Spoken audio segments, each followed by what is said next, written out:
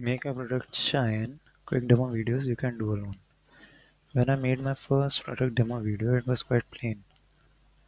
I was so focused on getting the product hunt launch right that I didn't care about the finer details of the video and thought users would try out the link if I just slapped it in the launch.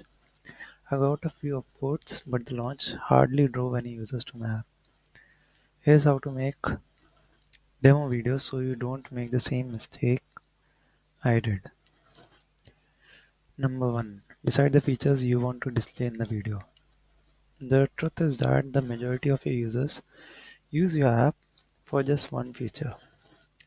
Sure, there might be some users who try to incorporate every feature of your app into their workflow, but those are the exception. Number 2. Record a screen share video capturing whatever you planned in step 1. Number 3. Open Canva and select video. Number 4. Upload the screen share video. Number 5. Note the timestamp of every place where you need to focus on a particular feature and again for places where you need to focus back on the whole screen. These timestamps will be helpful in the following steps.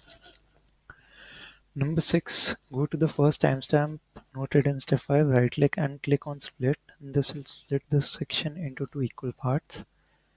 Number 7. Repeat step 6 for the remaining timestamps. Number 8.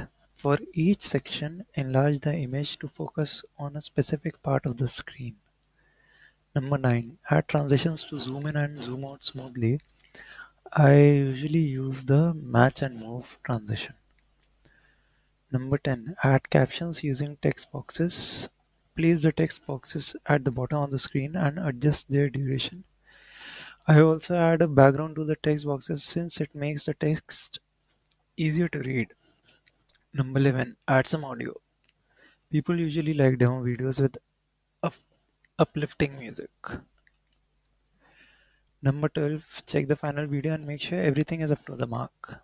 Number 13. If everything looks good, click on share and download the video. You won't get a world class